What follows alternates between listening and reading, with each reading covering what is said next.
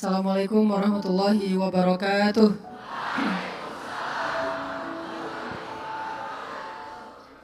Asyhadu an la ilaha illallah wahdahu la syarikalah wa asyhadu anna Muhammadan abduhu wa rasuluhu la nabiyya ba'dah.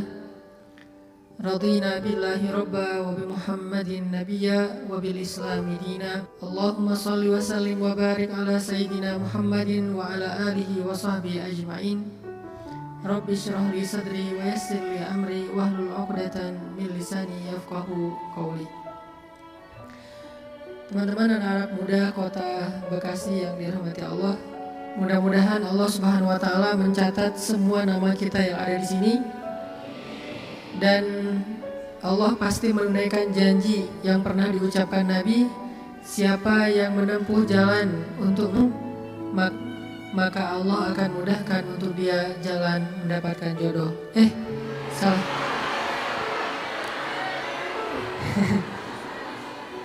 Kan jodoh mah salah satu surga ya, surga dunia. Jadi yang belum dapat jodoh hidupnya mudah-mudahan Allah Subhanahu wa taala mencatat setiap langkah kaki kita itu dilipat gandakan ribuan bahkan jutaan kali lipat. Teman-teman yang dirahmati Allah Subhanahu wa taala, hari ini kita bahas tentang bab cinta. Atau mau ganti tema?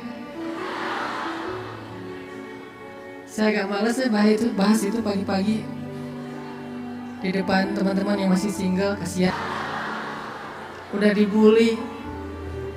Apa sarapan hari ini? Bulian. Itu sarapan sehari-hari teman-teman yang Jovisa. Teman-teman yang dirahmati Allah, bicara tentang cinta, ada satu hal yang perlu kita coba sadari betul dan kita bangun di dalam diri kita, bahwa cinta itu adalah anugerah dari langit. Cinta itu adalah anugerah dari langit. Bahwa cinta itu adalah pemberian dari Allah Subhanahu wa taala. Dan gak mungkin Allah memberikan rasa cinta yang membuat seorang hamba bertambah dosa, itu gak mungkin. Yang menambah dosa, yang menambah kejauhan kita dari Allah SWT pasti bukan cinta. Jadi kalau ada rasa yang buat kita gak khusyuk dalam sholat, pasti bukan cinta. Kalau ada rasa yang bikin kita jadi sakit hati, pasti bukan cinta. Kalau ada rasa yang kemudian bikin kita malah melakukan perbuatan-perbuatan yang Allah gak suka, pasti bukan cinta. Itu disebut dengan wasawisus syaitan yang ada di dalam hawa nafsu manusia.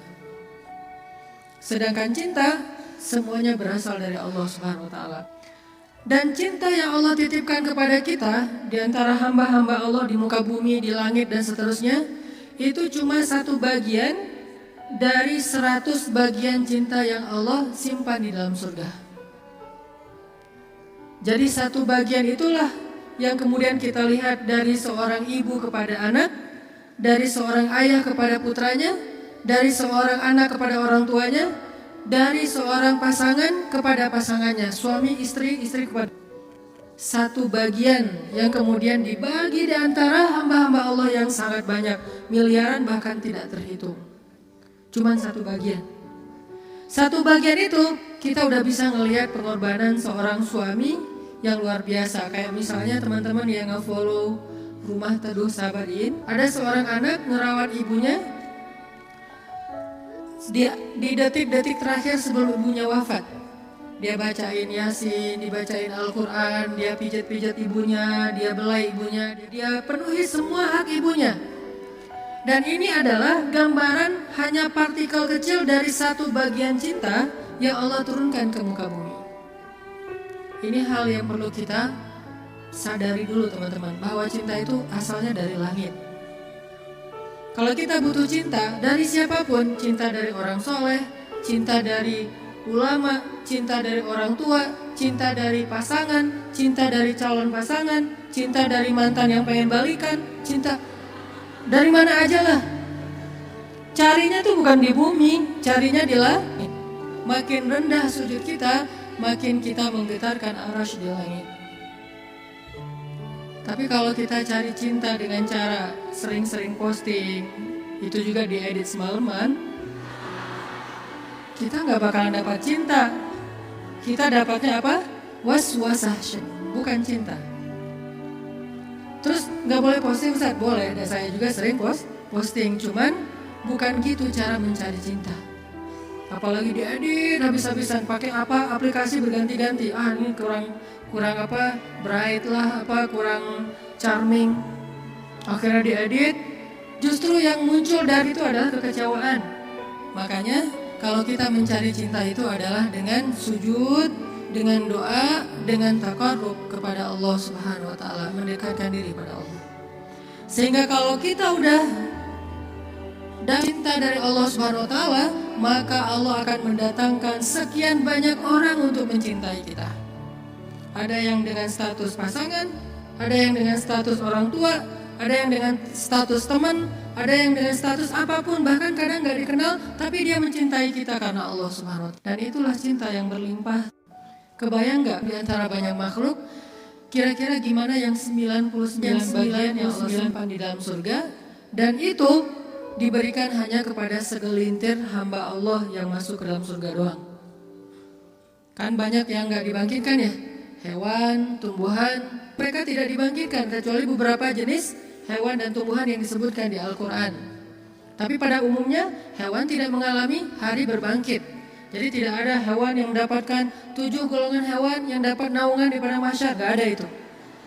Yang ada manusia. Kalau hewan ngikut manusia, kalau dia berjasa dalam dakwah manusia dia terlibat. Tapi pada umumnya hewan dan tumbuhan itu tidak dibangkitkan. Padahal jumlahnya miliaran. Itu adalah satu cinta dibagi rata. Gimana 9 cinta dibagi kepada sedikit hamba Allah Subhanahu wa taala. Makanya Allah mengatakan di dalam surga itu la khaufun 'alaihim wa la hum yahzanun. Di surga itu tidak ada rasa takut, tidak ada rasa kecewa. Gak ada lagi di surga itu adegan live group, itu udah gak ada. Di surga itu gak ada grup yang live kita, kan lebih sakit ya, di live sama grup. Kalau kita nge-live grup masih mending, kalau grup yang nge-live kita, gimana caranya? Tiba-tiba grup sepi, gak ada broadcast, gak ada chat, ternyata mereka bikin grup baru, kita doang yang gak di-invite. Itu di akhirat udah gak ada di surga live group, di live sama grup. Di surga itu udah gak ada bulian. Kenapa gak ada bulian? Karena udah gak ada jomblo. Selama masih ada jomblo, semangat nih kalau udah babnya kayak gini. Saya bukan mau menzolimi teman-teman gara-gara sering ngebully jomblo. Enggak, saya nggak ngebully, saya cuma empati doang. Kasihan sih. Kasihan boleh ya? Sebagian doang, yang lain insya Allah gue mah kasih aja Ustadz sebagai single villa gitu ya, nggak masalah. Cuman ada sebagian yang mungkin masih berat menjadi seorang yang apalagi baru aja kemarin diputusinnya dengan bahasa yang nggak enak lah gitu. Kita adik kakak aja ya, kan nggak enak tuh. Tahu nggak teman-teman, ada cara mutusin yang lebih kejam dari itu. Kan yang biasa tuh kita temenan aja ya gitu ya, atau kita adik kakak aja. Ada nggak orang yang diputusin sama pasangannya, dibilang kamu tuh jadi ibu saya aja ya, kamu tuh seperti ibu buat saya? Ada. Dalam bahasa fikih disebut dengan zihar. Dalam bahasa saya disebut dengan diputusin dengan cara paling kejam. Di mana ayat zihar? Nanti coba teman-teman kita baca satu ayat aja di dalam surat Al-Mujadilah. Teman-teman bisa buka mushaf Al-Quran. Kita coba buka surat Al-Mujadilah surat 58. Surat Al-Mujadilah ayat 1. Ini salah satu ayat diputusin di dalam Al-Quran. Dan diputusinnya dengan cara yang paling kejam menurut Al-Quran. Saking kejamnya Allah kasih semacam punishment buat yang mutusin dengan cara harus berpuasa selama 2 bulan berturut-turut. Jadi kan kamu dan saya jadi anak sama ibu ya, berarti dia harus berpuasa 2 bulan berturut-turut. Kenapa? Kejam banget. Dan Khawlah bintu Salabah yang disebutkan di dalam ayat ini pernah digituin sama suaminya. Dulu ketika dia masih muda, suaminya meminang dia, menikahinya. Setelah Khawlah menjadi tua, suaminya kemudian jadi marah-marah kepada Khawlah dan mengatakan, pokoknya buat saya kamu itu seperti ibu. Ini bahasa zihar kalau dalam bahasa fikih. Atau diputusin kalau dalam bahasa kita. Diputusin oleh suami sendiri dengan kata-kata, kamu itu seperti ibu buat saya. Akhirnya Khawlah bintu Salabah sedih banget. Khawlah sedih luar biasa. Tapi dia penasaran, maksud kata-kata suami saya apa? Maksudnya saya udah haram buat dia selama-lamanya atau itu tidak berlaku? Akhirnya Khawlah datang kepada Rasul. Ya Rasulullah, dia japri Rasul. Dia bilang, ya Rasul, saya diginiin sama suami saya. Kata suami saya bahwa dia buat saya itu, saya seperti ibu bagi dia, di capture. Apakah ini berarti saya sudah haram buat suami saya ya Rasul? Kata Nabi, ya wahai Khawlah, sudah haram. Akhirnya Khawlah sedih banget. Cuman Khawlah kalau sedih gak mau pakai emotikon nangis kepada orang lain. Emotikon nangisnya hanya kepada Allah Subhanahu Wa Taala. Disebut dengan watashtaki ila curhat kepada Allah. Dia tidak curhat perasaannya kepada makhluk. Kan curhat itu meluapkan isi hati dan perasaan dia. Curahan hati. Artinya dia gak mau mengekspresikan perasaan senang dan sedihnya kepada manusia. Kalau perlu bikin emotikon yang khas atau beli emotikon, dapat hadiah emotikon khusus, emotikon melo dari teman-teman. Dia nggak mau mengekspresikan kesedihan dia kepada manusia. Biar yang tahu kesedihan dia cuma dua, Allah kemudian pasangannya yang halal. Orang lain nggak tahu kalau dia sedih. Orang lain nggak tahu kalau dia sedang dalam keadaan terbeban. Nggak ada yang tahu. Sampai ibunya aja nggak tahu. Ayahnya aja nggak tahu, temennya nggak tahu, gengnya tuh nggak tahu, geng SMP, SMA, SD nggak ada yang tahu. Sehingga satu-satunya yang tahu perasaan Khawlah yang luar biasa terpukul, terlukanya luar biasa, cuman Allah Subhanahu Wa Taala. Wa tashtaki ilallah, kemudian dia curhat kepada Allah. Itu cara yang paling baik dalam menemukan cinta. Ketika cinta itu mulai flat, ketika cinta itu mulai nggak ada rasanya, maka menumbuhkan kembali cinta itu dengan cara watashtaki ilallah. Gini caranya, bukan gini. Tapi hal yang paling baik untuk dia lakukan kalau dia pengen merefresh cintanya, menambah rasa cinta, dan itu nggak hanya berlaku untuk pasangan, berlaku juga untuk teman, cinta karena Allah, berlaku juga kepada guru, berlaku juga kepada orang tua, berlaku kepada anak. Kalau kita ngerasa cinta kita mulai garing nih, mulai rasanya tuh hambar, maka yang kita lakukan watashtaki ilallah, minta kepada Allah SWT. Karena dialah yang Allah titipkan, yang Allah kirimkan dalam hidup kita untuk kita luahkan semua rasa.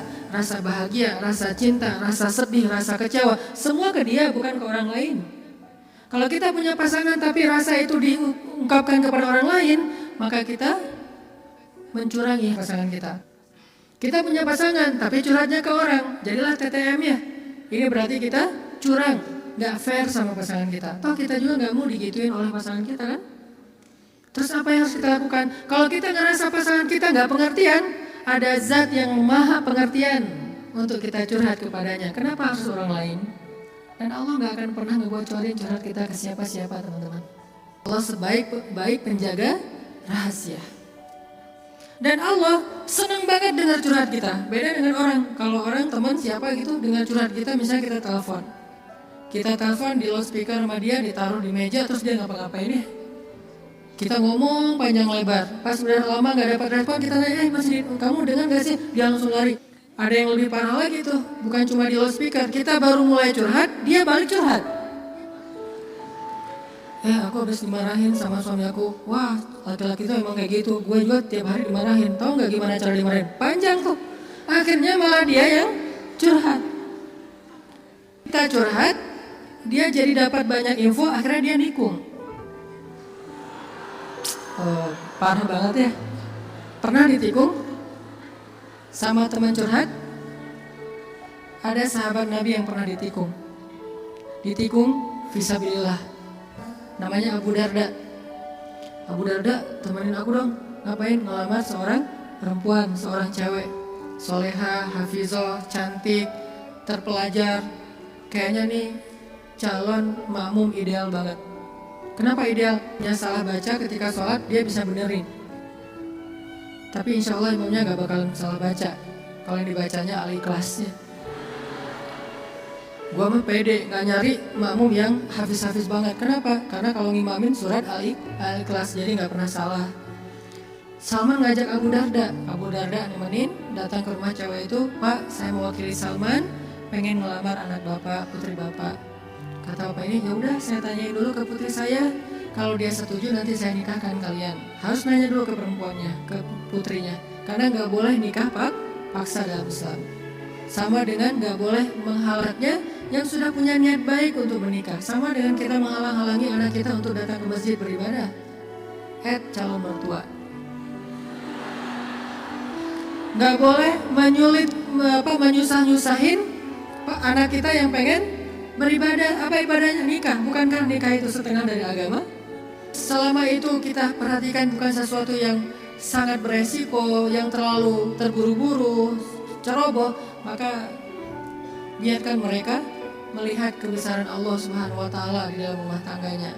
Rumah tangga seperti usaha, dibangun dari nol, tiba-tiba Allah kasih banyak kemudahan setelahnya. Udah selesai lamar, ditanya sama ayahnya kepada putrinya, "Nak, gimana tuh ada satu orang cowok di depan ngelamar kamu? Yang mana?" Itu yang Salman, yang orang Asia. Anaknya kemudian keluar ngintip bahasa kita stalking. Karena ada seorang perempuan dilamar, kemudian dia gak pede gitu. Dia bilang ke Rasulullah, "Ya Rasulullah, boleh gak kalau saya tuh aib saya bahwa dia kepalanya ini rambutnya banyak yang sudah rontok karena penyakit." Kemudian dia bilang, "Boleh gak saya pakai rambut palsu atau saya tutup rambut saya dan saya gak kasih tahu ke siapa-siapa kalau rambut saya itu udah rontok." Kata Nabi, "Sampaikanlah." Jadi gak perlu diedit, gak perlu dibikin yang sekeren mungkin, tapi kemudian orangnya kecewa. Dia stalking, oh itu cowoknya. Kalau yang di sebelahnya itu Abu Darda. Ya sudah. Akhirnya si cewek yang menerima lamaran, tapi bukan untuk Salman, untuk Abu Darda. Datang bapak itu, "Alhamdulillah saya udah bicara dengan anak saya." "Oh gimana Pak?" Salman udah deg-degan gitu. "Sabar ya Salman, ternyata anak saya belum berkenan untuk menikah dengan Salman." "Oh nggak apa-apa Pak, cuma anak saya ternyata ridho menikah." "Oh apa-apa." Jadi nggak enak hati gitu kan. "Aduh Salman, ini bukan saya loh yang minta kan, tadi kamu dengarkan saya ngomong apa?" Kata Salman, "Udah biasa aja kali Abu Darda, tapi saya nggak mau nikung kamu." "Udah nggak apa-apa, kan Allah menciptakan kita berpasang-pasangan, masing-masing udah ada takdirnya." Akhirnya Abu Darda nggak enak banget. Si bapak juga terlalu vulgar. Harusnya kan biarin dulu mereka pulang di Japri ya. Abu Darda balik kan bisa ya. Abu Darda ditelepon gitu balik, mau ada yang diobrolin. Kenapa di depan Salman? Sehingga Salman jadi sedih. Enggak, ternyata mereka paham. Cinta mereka itu karena Allah SWT. Kalau belum berjodoh berarti emang bukan itu cintanya. Dan mereka tidak akan memberikan hatinya, karena hati itu satu-satunya organ di datu yang paling berharga. Dan dia gak akan ngasih kecuali kepada orang yang sudah berakad, "Saya terima nikahnya." Dan kemudian dikatakan oleh saksi sah. Kecuali saksinya mantan, itu gak bakalan sah. "Saya terima nikahnya." "Gimana saksi?" "Belum." "Oh ya, ulangi lagi." "Udah 100 kali, belum aja." Kenapa? Saksi gak bisa move on. Yang lebih berat tuh bukan saksinya yang mantan, KUA-nya yang mantan, tuh parah tuh. Ini kenapa ya persyaratan gak ada yang lengkap ya? Semuanya persyaratan kurang aja gara-gara KUA-nya adalah mantan. Nauzubillah ya. Kan pernah viral tuh di Instagram yang seseorang ngelakuin kriminal kemudian disidang.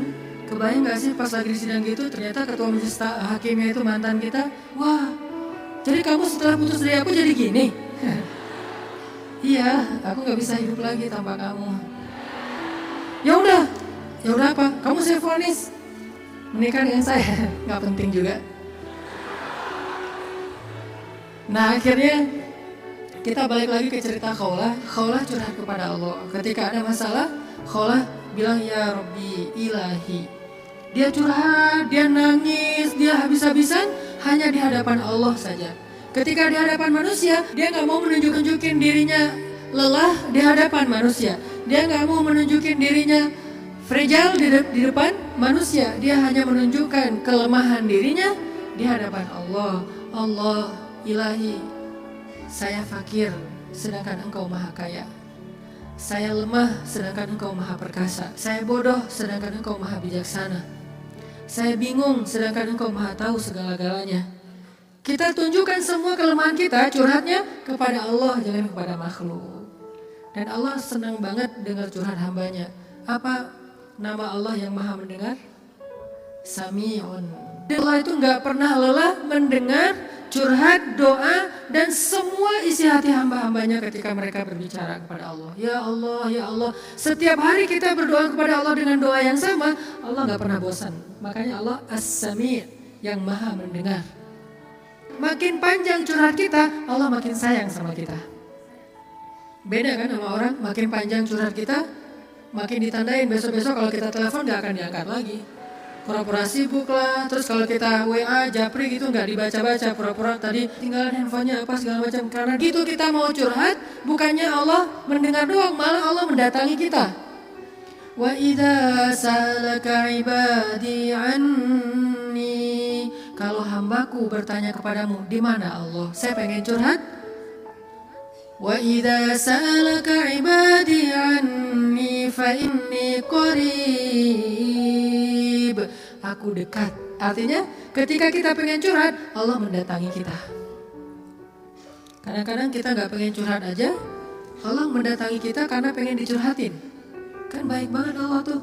Padahal kan yang butuh kita ke Allah, bukan Allah butuh kita. Tapi karena saking pemurahnya Allah, dari arasnya turun ke langit dunia. Setelah turun ke langit dunia, Allah bertanya, hal min di hajah, ada gak hamba-hambaku yang butuh pertolongan? Allah manggil-manggil kita tuh di langit dunia tuh. Allah manggil-manggil kita, kita tidur. Ilfil gak Allah? Besok datang lagi. Hal min dhi hajah, ada gak hamba-hambaku yang butuh pertolongan? Masih tidur. Ilfil enggak, besok datang lagi. Dan itu berlaku dari sejak Allah menciptakan manusia sampai hari kiamat. Gak pernah Allah ilfil sama kita. Inilah tempat curhat yang paling baik. Hanya ada dua, satu kepada Allah, kedua kepada pasangan. Kalau tidak ada pasangan, bolehlah sesekali kepada orang tua. Tapi kadang-kadang harus dibatasi juga. Karena ada hal-hal yang kalau kita sampaikan kepada orang tua, pasangan kita gak rela. Ketika kita ngomongin ke ibu kita, mungkin pasangan kita menjadi malu karenanya. Masalah nafkah mungkin. Kan itu harga diri suami banget ya. Kalau seorang istri kemudian curhat ke ibunya, ya ngasihnya kurang terus setiap bulan, kan dia jadi malu nih. Ada hal-hal yang suaminya akan malu dan gak rela. Terus kepada siapa yang insya Allah suami kita gak malu? Kepada Allah. Ya Allah, suami saya ngasih nafkah kurang terus sudah berapa bulan. Saya sih berharap gak usah banyak-banyak ya Allah, 30 juta aja sebulan. Ini masih kurang 29 juta, kurang sejuta curhat ya. Karena suami kita juga curhatnya ke Allah. Ya Allah, saya pengen nambahin nafkah buat istri saya. Ya Allah, ya Allah, ya Allah. Dua-duanya curhat nih. Kalau perlu curhatnya sambil pegangan tangan, kan seru tuh. Coba kalau masih sendiri, pegangan tangan siapa? Gini-gini. Mana ya tangan? Kalau sholat tahajud berdua sama sendiri. Kalau sendiri yang banguninnya alarm, nggak enak banget tuh. Apa sih? Tapi kalau udah berpasangan, yang banguninnya suara lembut. Kang, bangun. Akhirnya makin tidur. Ini tapi bukan fikih ya. Ini iseng-isengan saya doang nanya ke istri saya. Yang. Kalau kita sholat tuh boleh nggak sih gandengan? Istri saya nanya, gandengan gimana? Jadi kita tengah malam tuh nanya kayak gituan. Gandengan gimana? Gini, jadi kita takbir terus. Boleh nggak sih kayak gitu? Nanya ya. Tapi kalau deketan boleh kan? Boleh. Ya udah deketan lagi dong. Lagi bisa. Bisa nggak ngomong kayak gitu ke teman kos-kosan? Deket lagi dong. Bahaya. Makanya teman-teman curhat sama Allah SWT. Analogi dan contoh kasusnya mungkin masalah cinta dengan pasangan ya. Tapi moral of the story-nya itu bisa kita pakai dalam apa aja. Karena kita punya masalah bukan cuma dengan pasangan, bukan cuma dengan teman, tapi kita punya masalah dalam pekerjaan, dalam apa aja. Pokoknya mau curhat ke langit. Karena Allah selalu menunggu kita curhat. yang di seluruh bumi juga makhluk-makhluk Allah selain jin dan manusia, setiap hari berdoa kepada Allah. Masa kita nggak mau berdoa? Kulla yawmin huwa fi sya'n wa la ya'uduhu hifdzuhuma. Curhat sama Allah. Akhirnya Khawlah udah selesai datang ke Nabi. Kalau bahasa kita kayak ngejapri ke Nabi gitu. Nabi bilang, kamu sama suami kamu sudah haram selama-lamanya, karena zihar itu adalah tradisi Arab jahiliyah. Kamu buat saya seperti ibu. Itu tradisi Arab jahiliyah yang gak baik banget, sangat-sangat tidak adil kepada perempuan. Jadi ini salah satu ayat bukti bahwa Al-Quran itu benar-benar turun untuk mengangkat kehormatan perempuan. Karena tradisi Arab jahiliyah, kalau dia udah mulai bosan sama istrinya, langsung dia ceraikan seumur hidup. Kenapa seumur hidup? Biar gak dapat waris, biar gak ada tanggung jawab apa-apa, nafkah segala macam. Kan curang banget kan? Dinikahi ketika muda, pas sudah tua diceraikan tanpa ada harapan warisan dan nafkah lagi selama-lamanya. Ternyata Khawlah gak berhenti dengan bertanya kepada Nabi doang. Dia minta kepada Allah. Tadinya gak ada loh, fikih zihar di dalam Islam tuh gak ada. Gak ada syariat hukum tentang bab zihar dalam Islam. Baru ada setelah Khawlah curhat. Jadi bisa dibilang beberapa syariat Islam itu muncul hasil dari curhat-curhat para hamba. Apa arti al-mujadilah? Perempuan yang sedang curhat. Ini sudah curhat di dalam Al-Quran. Akhirnya turun ayat, Allah sudah mendengar pembicaraan kalian berdua. Allah tahu banget isi japri-japrian kalian. Kemudian Allah mengatakan zihar itu adalah dosa besar. Dan orang yang melakukan zihar tidak berlaku untuk istrinya. Tapi dia wajib menebus dosa itu dengan cara berpuasa 2 bulan berturut-turut. Suami dari Khawlah orang yang sudah sangat tua. Nabi panggil dia ke sini. Akhirnya sahabat nyari-nyari dia, panggil ke rumah Nabi. Kemudian Nabi mengatakan, sudah turun ayat tentang masalah kamu dengan Khawlah. Allah gak redha dengan apa yang kamu lakukan kepada Khawlah. Akhirnya dia dimarahin sama Nabi. Kemudian Nabi mengatakan, ya Rasulullah, saya sadar, saya insaf, saya taubat. Terus gimana menebusnya ya Rasul? Kata Nabi, berpuasalah 2 bulan berturut-turut. Dia bingung. Rasul, saya ini laki-laki yang sudah tua. Jangankan 2 bulan berturut-turut, sehari aja batal. Gak boleh batal sehari aja, gak boleh. Kalau batal sehari, gak bisa besok dilanjutkan, gak bisa. Langsung mulai dari nol. Ya Rasul, saya puasa sehari aja gak kuat, gimana 2 bulan? Rasul mengelus dada kemudian mengatakan, ya udah kalau gitu beri makan 60 orang miskin. Ya Rasul, gak ada orang yang lebih miskin di daerah sini daripada saya. Akhirnya Nabi ngambil beberapa karung korma, dikasih ke dia, ngasih makan ini untuk keluargamu. Ini juga menjadi dalil gimana Islam itu agama yang sangat-sangat toleran. Allah pengen memudahkan kalian, Allah nggak pengen menyusahkan kalian. Semua syariat Islam itu adalah memudahkan kita, nggak ada yang menyusahkan kita. Semua syariat Islam itu gampang, simpel, mudah, nggak ada yang susah. Salah satunya adalah menikah, itu mudah banget. Mana Ustadz? Buktinya masih banyak yang masih sing. Berarti bukan Allah yang menyusahkan pernikahan, calon mertua tuh. Nah Allah mah memudahkan kan ya. Bayangin pernikahan itu kan simpel ya. Akad nikah sederhana kan. Yang cuman saya nikahkan putri saya terima putri bapak dengan mahar sekian dibayar tunai, sah. Akhirnya berubahlah status berduaan apalagi dan seterusnya apalagi dosa aja isinya. Sekarang berubah. Memandang aja berpahala. Apalagi ya. Memandang aja berpahala, kebayang gak tuh? Memandang pasangan itu sama kayak memandang Ka'bah. Duduk sambil ngeliatin Ka'bah itu pahalanya kayak 2 rakaat sholat loh. Sholat mutlak. Berarti memandang istri yang lagi rempong sama dengan 2 rakaat sholat mutlak. Baru memandang gimana menyentuh, gimana mengecup keningnya, gimana memeluknya, gimana dan gimana. Ibadah sholat mudah banget, gak bisa berdiri, duduk. Gak bisa duduk, berbaring. Gak bisa sholat tepat waktu, dijamak. Gak bisa menjamak, dikosor, dikodok. Kenapa dikodok? Soalnya ketiduran. Yang penting jangan istiqomah. Masa mengkodok istiqomah ya? Jam 9 pagi, sholat apa itu? Kodok subuh. Sekalian dijamak dengan duha. Istiqomah, udah setahun kayak gitu. Nah ini kayak misalnya kita pulang malam belum isya nih. Tadi pas isya, pas lagi di jalan macet-macetan, sampai di rumah capek banget, mandi segala macam, makan, akhirnya ketiduran. Lupa kalau kita belum sholat isya, bangun-bangun subuh, oh iya ya semalam saya belum isya. Gak apa-apa, lakukan ketika kita ingat. Karena itu lupa atau gak sadar atau gak tahu ilmunya. Balik lagi, akhirnya Allah turunkan ayat untuk ngebela Khawlah bintu Sa'labah. Kenapa? Curhat kepada Allah.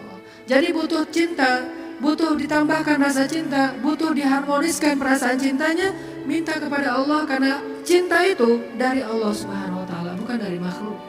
Hati kita itu ada di antara jemarinya Allah, ada di dalam genggamannya Allah.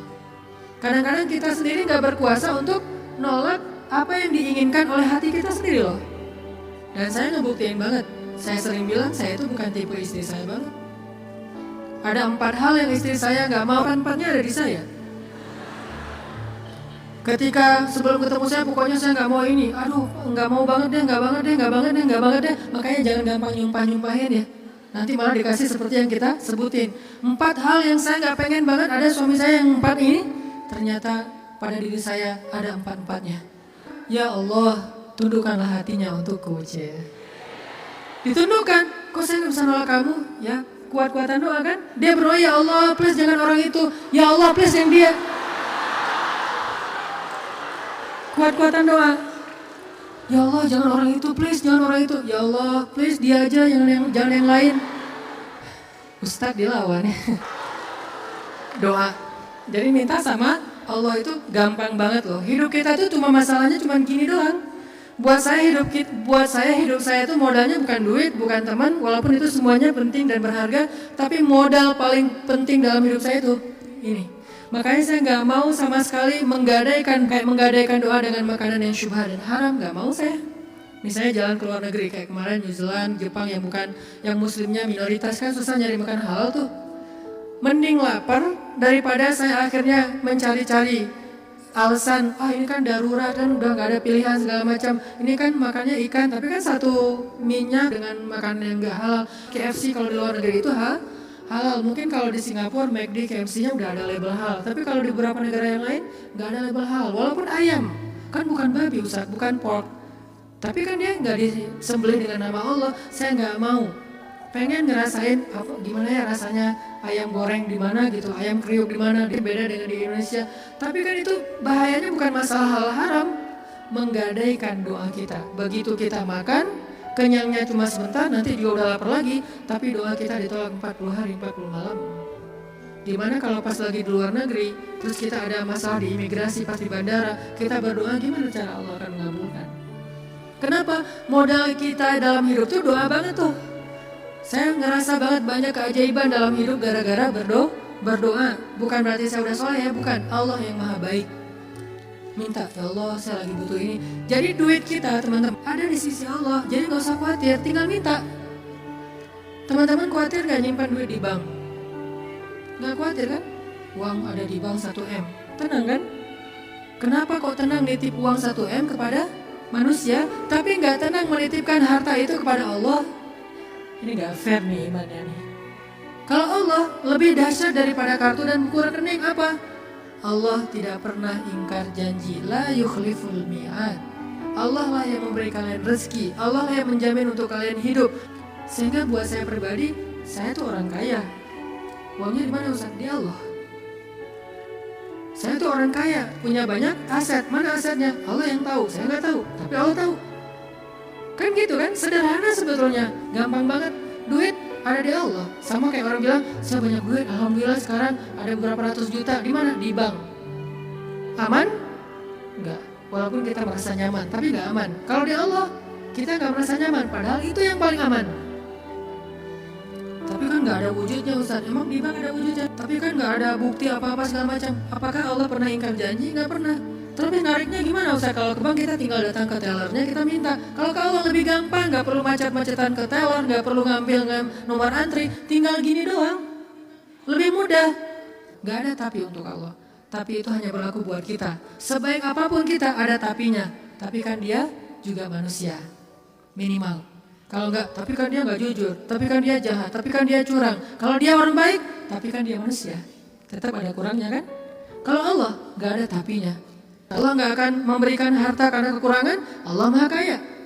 Allah terlalu sibuk. Allah Maha Kuasa. Allah nggak dengar. Allah Maha mendengar. Allah misalnya nggak melihat. Allah Maha menyaksikan. Apa sih yang kita persoalkan dari Allah? Tinggal gini doang. Tapi saya udah sering gini nggak didengar sama Allah. Berarti kita nggak punya kontrak. Kontrak itu udah kita batalin dengan makanan yang haram. Kontrak itu udah kita batalin dengan memutuskan silaturahim. Kontrak itu udah kita batalin dengan berburuk sangka kepada Allah. Itu kan yang membatalkan kontrak. Begitu kita berburuk sangka kepada Allah, apa sih maunya Allah nih? Ya Allah, please tolong saya dong. Tapi ngomongnya apa sih maunya? Allah, batal kontraknya. Harusnya kita mengatakan, ya Allah bantu saya ya Allah. Saya yakin tidak ada sesuatu yang sia-sia dari takdirmu. Kita berbaik sangka kepada Allah, maka Allah pasti akan menunaikan janji. Wa aufu bi ahdi, ufi bi ahdikum. Tunaikan janji kalian kepada aku tunaikan janji aku kepada kalian. Modal itu doa banget, teman-teman. Doa banget. Cinta, mau dapat sahabat, mau dapat pasangan, mau dapat kasih sayang orang tua, mau dapat doa dari orang-orang soleh, mau dapat rezeki yang berkah, mau dapat terutama cinta dari Allah. Caranya adalah menengadahlah ke langit, bukan ke bumi. Sujudlah di bumi, lalu memintalah ke langit. Maka Allah SWT akan melimpahi kita dengan rasa. Tinggal kita yakin aja sama Allah. Masalah yakin inilah yang membuat kita kadang-kadang jadi harus menunggu. Menunggu keajaiban dari Allah tergantung tingkat keraguan. Makin besar ragu kita, makin lama kita menunggu datangnya pertolongan Allah. Makin kuat keyakinan kita, makin cepat datangnya pertolongan Allah. Orangnya soleh banget, imannya pasti kuat tuh. Tapi dia belum ditolong aja sama Allah. Nah, berarti kita belum paham cara Allah menolong kita. Allah nolong kita itu dengan dua cara, teman-teman.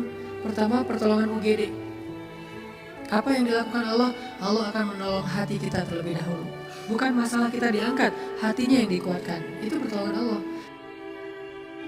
Tapi diuji oleh Allah dengan sakit, dengan kemiskinan. Kok Allah gak mendengar doa dia? Enggak, Allah mendengar doa dia.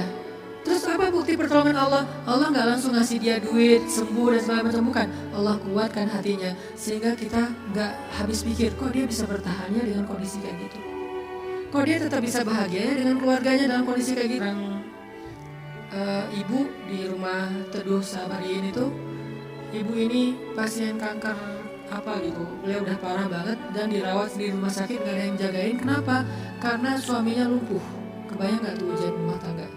Anaknya masih kecil-kecil, salah satu anaknya tuh SMA ngurus ayahnya, sementara suaminya lumpuh udah gak bisa ngapa-ngapain. Maaf, buang air kecil air besar di tempat tidur, semuanya di tempat tidur, gak berdaya. Istrinya kanker stadium lanjut, dirawat di rumah sakit Hasan Sadikin, tapi gak dapat kamar sehingga harus bolak-balik. Kalau bolak-balik ke rumah jauh, akhirnya tinggal di rumah Teduh.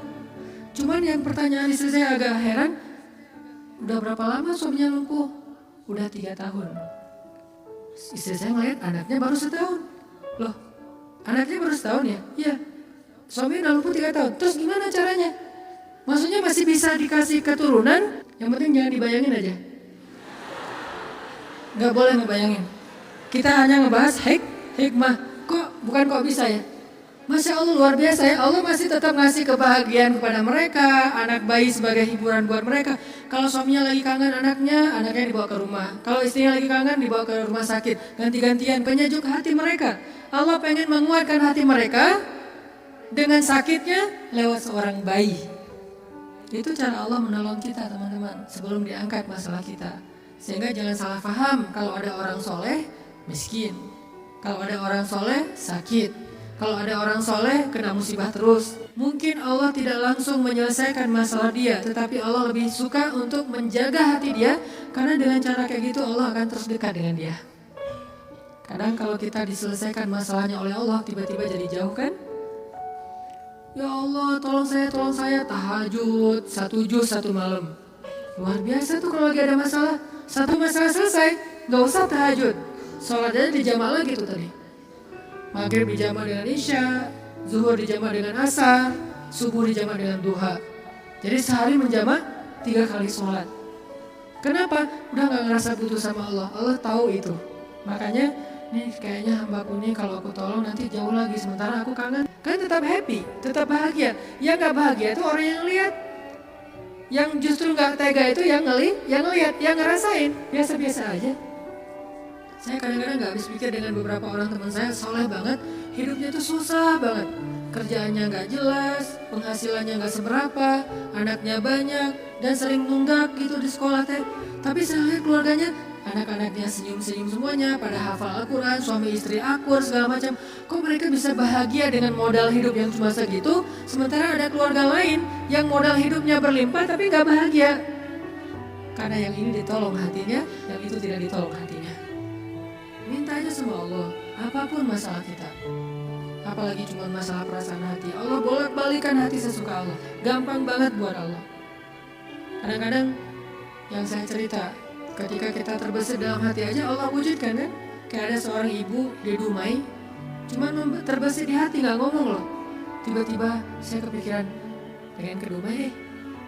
Kenapa Ustaz? Gak tahu, pengen aja ke Dumai. Akhirnya kita ngumpulin tuh daftar yang undang di seluruh Indonesia, terus kita yang nentuin mau kemana. Ke Dumai ya. Akhirnya nentuin beli tiket ke Dumai, walaupun sebetulnya jadwalnya tuh rush banget loh. Jadi jadwalnya tuh sangat padat, tapi bela-belain ke Dumai. Kenapa? Allah yang menuntun hati saya, menggerakkan hati saya untuk datang ke Dumai. Begitu saya sampai di Dumai, ternyata Allah men-setting beliau yang menjemput kita di bandara, lalu satu mobil, kata beliau, inilah batin saya sebulan yang lalu. Allah ngasih bukan cuma di sebuah talim, satu mobil bisa curhat masalahnya. Bukan saya soleh, bukan, dianya yang solehah. Allah yang maha baik. Dan kita bisa banget. Jadi kalau orang bisa datang ke kita lewat doa, berarti jodoh juga bisa datang ke kita lewat doa. Tinggal kuat-kuatin aja doanya kayak tadi. Saya pernah satu raudhah dengan seorang calon pejabat ya. Satu raudhah, dia lagi umroh, saya juga lagi umroh. Kita satu karpet hijau tuh raudhah. Kebenaran saya tahu beliau dan gak setuju dia menjabat karena banyak mudaratnya daripada manfaat. Dan saya tahu karena mau menjabat waktu itu, dan saya tebak-tebak aja nih kayaknya doanya supaya dia dipilih nih. Dia doa di sebelah saya juga doa di sebelah dia. Saya doanya pas dengerin kayaknya khusyuk banget doanya, nangis-nangis itu. Ya Allah, tolong jangan kabulkan doa orang di sebelah. Karena mudaratnya lebih banyak, saya nggak rela banget dia yang berkuasa karena bahaya banget. Jelas doa itu yang paling luar biasa. Sama kayak kita menjalani hidup, ada masalah dikit tinggal gini kan. Sama kayak kita ada asuransi, ada masalah dikit tinggal klaim. Cuma ngeklaim asuransi kan lama nih. Kita harus bayar 200.000 dulu, kita harus ada prosesnya dulu. Kalau ke Allah, kenapa kita ngeluh? Kok lama banget ya Allah, kalau lama enggak. Kalau kita yakin akad kita dengan Allah di sini, makin kuat di sini, makin cepat Allah menolong kita. Dan itu ajaib banget. Saya nolak, kalau misalnya Allah mau mendatangkan sesuatu dalam hidup saya, gimana pun ditolak tetap akan datang, tetap akan ketemu. Alam yajidka yatiman fa'awah, wa wajadaka dhallan fahada, wa wajadaka ailan fa'aghna. Itu yang jadi modal kita. Bukankah dulu kita pernah ngalamin masa-masa sendiri, kemudian Allah beri kita keluarga, masa-masa ketika kita bingung Allah beri kita petunjuk. Fa'ammal yatima fala taqhar, wa ammas sa'ila fala tanhar, wa amma bi ni'mati rabbika fahaddis. Apa maksud wa amma bi ni'mati rabbika fahaddis? Nikmat Tuhanmu itu dibicarakan. Maksudnya apa? Untuk membuat kita makin yakin sama Allah. Ya, dulu kan Allah pernah nolong kita. Dulu kita pernah lapar, Allah yang beri kita makan. Dulu kita pernah bingung di sebuah kota mau kemana, Allah kasih kita tempat tinggal. Dulu kita pernah bingung sendiri, Allah kesepian sendiri, Allah kasih kita keluarga. Itu yang dibahas untuk tajdidul iman, memperkuat iman kita kepada Allah SWT. Jadi kesimpulannya teman-teman, bahwa kita butuh apa aja mintalah sama Allah, termasuk cinta. Jangan begging kepada manusia, karena itu akan menjatuhkan harga diri kita. Kalau mau begging, mengemislah kepada Allah SWT. Makin kita mengemis kepada Allah, makin Allah angkat derajat kita. Makin mengemis makin mulia. Kalau ke manusia makin mengemis makin hina. Mudah-mudahan ini menjadi booster buat kita, bukan hanya dalam masalah pernikahan, tapi juga dalam semua masalah hidup kita. Dan la tahzan, innallaha ma'ana. Gak usah khawatir, jangan sedih, jangan putus asa. Allah itu selalu bersama kita. Kenapa kita tidak mengandalkan ini dalam hidup kita? Wassalamualaikum warahmatullahi wabarakatuh.